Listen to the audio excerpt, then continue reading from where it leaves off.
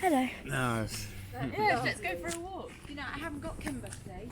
No Kimber. No Kimber. So let's close the car and we'll lock it up for you. You got my jacket, Mark. How are you? Oh, it's lovely.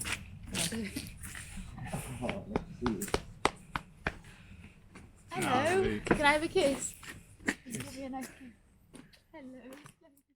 I'm probably going to say what lots of people who ended up in this rare dementia journey are going to say.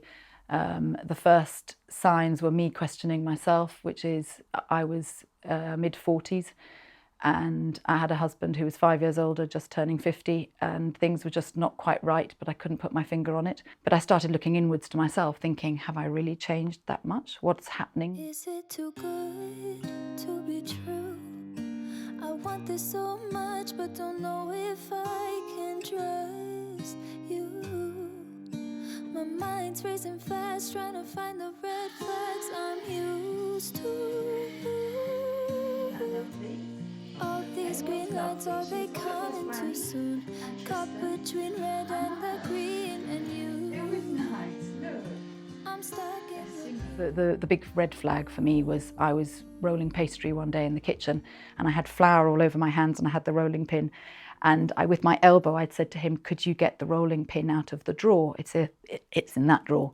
And I signed for him with my elbow, and he opened the drawer and duly closed it again, and the rolling pin was right in the middle of the drawer, and I said, there it is, can you just pass me the rolling pin? And he looked at me with a very blank look.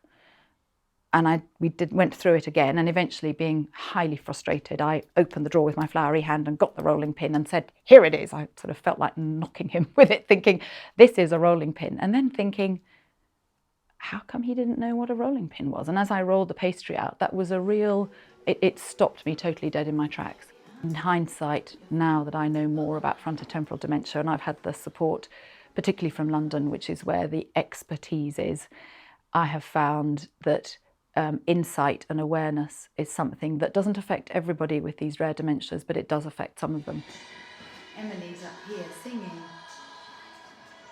We kept him stimulated and we kept him looking and understanding, and the fact that now in the care home he hasn't got that so much, he's definitely deteriorated, and part of me wanting to go in and showing him photographs on the phone is for recognition for the children. Who's this? You try and say to people, I'm really sorry, he's not very well, he's got dementia. But of course they look, and their typical view of someone with dementia is somebody older who's got Alzheimer's. And he's so not that. At the moment, there's very little hope. There's no treatment. It's degenerative, it's progressive, and there is absolutely no dignity in the final stages. The support that I've seeked out, and I've had to seek it, has been phenomenal when it's been there, and it's been very, very specialist.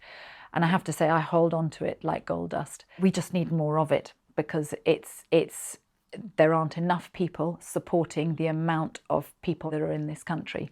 It's quite hard to open yourself up to somebody you've never met before and start talking about quite big issues that you might be having, or anxieties or concerns. The support that I've had through London on that with the children has been huge. The fact that they are dealing with a bereavement, that they are grieving, and this is not a one event, this is going to be multiple events.